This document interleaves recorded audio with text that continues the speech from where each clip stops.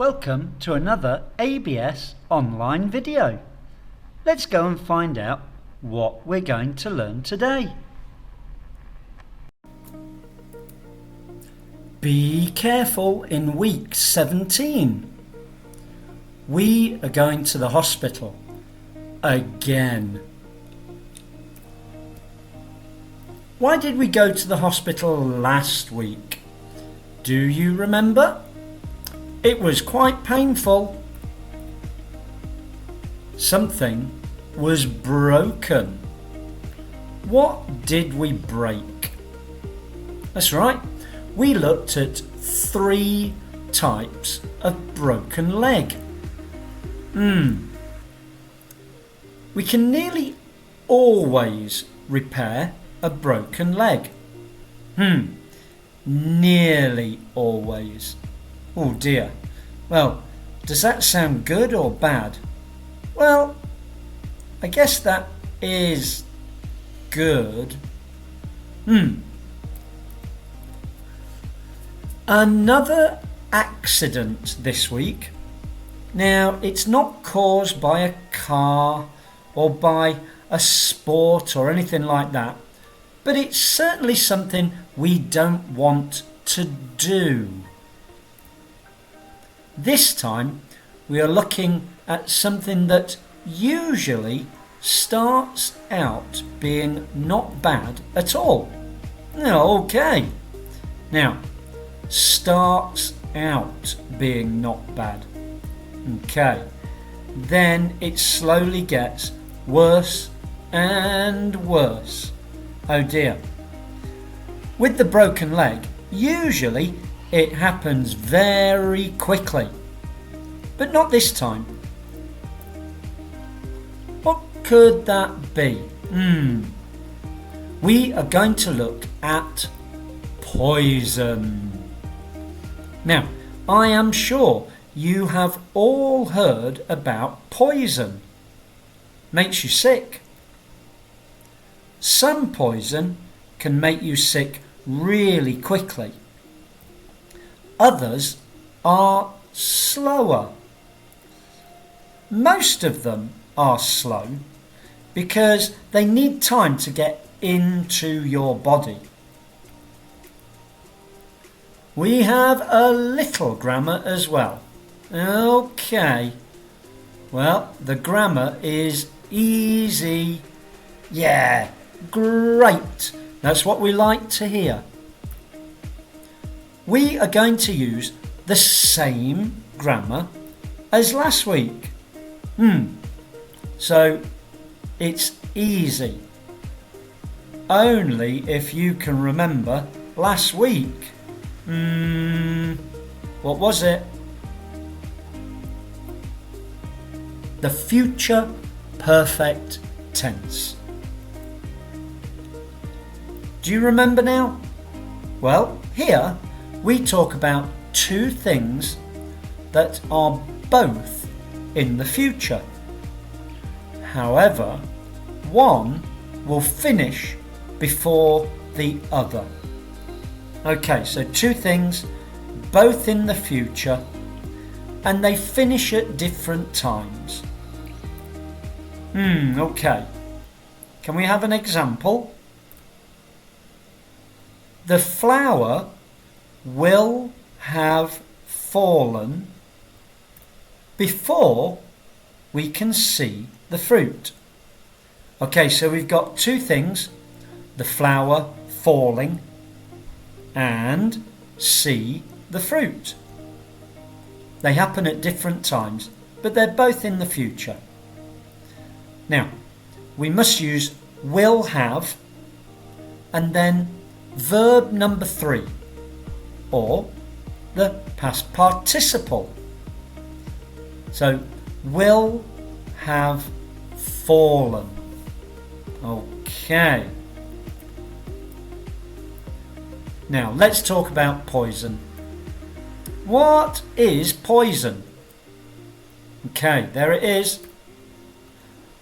A poison is a substance that can cause harm to any organ or tissue in your body. Okay, so we've got a liquid there, but it doesn't have to be a liquid. It's any substance. Any substance that can cause harm to any part of your body. So the word poison, that's quite a big term, isn't it? It can cover many different things. So what can be a poison? Chemicals, drugs, plants, fungi and berries can all be poisons. Right, now this week you are going to have to do some of the thinking. Here is our future perfect sentence. Quite often you will have pain before realizing you have been poisoned. What verb could we put in the space? Can you think? Felt pain. Okay, verb number 3 for feel is felt. Let's look again. Quite often you will have felt pain before realizing you have been poisoned. We're going to do that a few times today. You're going to have to try and think about good verbs. Can you do it? Yes. Oh dear. So what can happen? The most usual symptoms are vomiting, stomach pain, a burning sensation, and being slow to respond. So here we're looking at your stomach. The burning will be maybe to your skin. Being slow to respond, well, that's affecting your brain. Getting to hospital quickly is vital. Really, really important. So what can you do? Sip water or milk before getting to the hospital. Milk's great. It's much better than water because it sort of soaks up or neutralizes many poisons. You will have your throat as the poison goes down. Let's stop there. You will have well, we need a verb, so do something to your throat. It's bad. Damaged. Okay, let's read it all now. You will have damaged your throat as the poison goes down. So do not try to vomit. It may cause damage on the way up. So if you try and vomit, you might be causing more damage. Don't do that. So at the hospital, first comes the doctor's diagnosis. This is when the doctor finds out exactly what the problem is. That is a diagnosis. That's really the first and probably most important job for the doctor in any case. They've got to find out what has happened. The diagnosis is extensive. There are 3 main parts to the diagnosis. Okay, another problem for you here. Before reaching a decision, the doctor will have as much as possible. What? Can you think? We've got 2 lines, so it must be a compound verb. Found out. Before reaching a decision, the doctor will have found out as much as possible. Can you see this time the sentence is a little bit different? The 2 things have been switched around. So the later one has been written first in the sentence. So the first part of the diagnosis, this is history. What was the poison and how much was taken? Perhaps not all of this information is known, but anything may be important. You might not know that it was a poison, so you have to tell the doctor everything that you've been doing and eating over the past few hours or longer. The second part. This is the physical examination.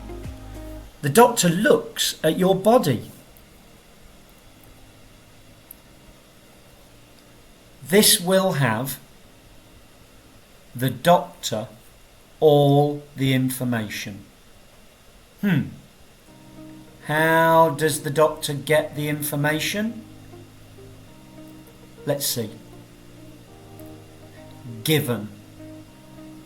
This will have given the doctor all the information before he or she decides how to proceed.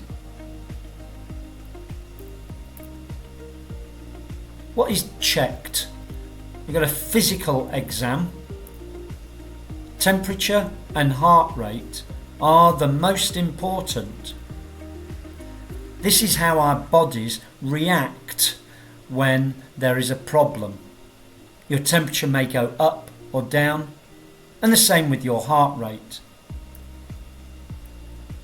The doctor will also look carefully at breathing rate, any changes in your skin, and how quickly you can give answers. So, if you give your answers very slowly, maybe the poison is really affecting your brain functions. That's bad. The third part. Now, the doctor has almost enough information. Before giving any medication, blood will have to be tested. What do we do with the blood? Been sent. Before any medication, blood will have been sent to be tested. Now, treatment. We have completed the diagnosis. Now, what can the doctor do for you? Quite often, diagnosis and treatment are happening at the same time, especially if your symptoms are quite bad and the diagnosis is quite slow.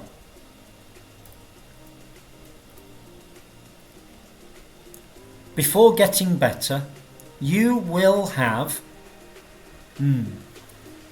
5 stages of treatment. Will have done, not quite, gone through. Before getting better, you will have gone through 5 stages of treatment. The first stage. Oxygen is of course vital. The first stage of treatment is to ensure that the patient is breathing freely. That can be done quite quickly and quite easily. So, it's often done just as a precaution. The second stage, low blood sugar, is common. As soon as this is diagnosed, it is essential to give the patient glucose via an intravenous drip. Okay, glucose is a very simple sugar. Your body can use glucose very quickly. An intravenous drip is when a liquid is given to you through a needle, usually in your arm. Here we can see it in our picture. It's often called IV, meaning intravenous. Intra, in, venous, vein or blood vessel. The third stage, this is called decontamination. Okay. Oh dear, that looks bad. Well, it's not that bad. This just means the process of making a dangerous substance safe. We can use the word decontamination for many things. We often use it with pollution, or if there's been a spill of a dangerous substance. Decontamination.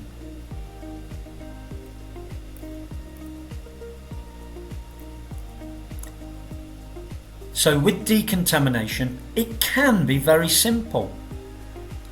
If the poison is on the skin, careful washing may help.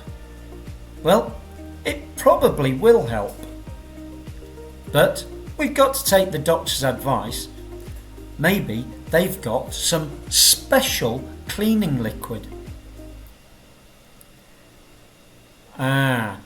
If the poison is in the stomach, you will have pain.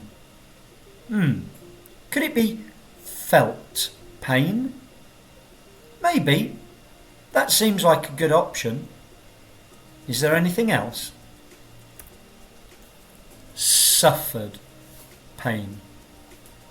Let's read it again. If the poison is in the stomach, you will have suffered pain for some time already.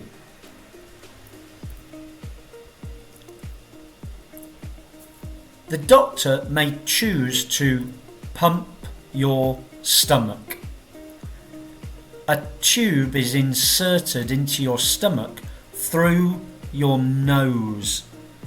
It's really unpleasant. Not fun at all. Small amounts of liquid can then be sucked out of your stomach. Now usually you're awake when this is happening. Not nice. Okay, now we can move on to the fourth stage. We are getting close to the end of the terrible ordeal. Once the poison has been correctly identified, you've been given an antidote. An antidote will stop the poison. Antidotes work in several different ways. They can break the poison down. They can force it out of your body.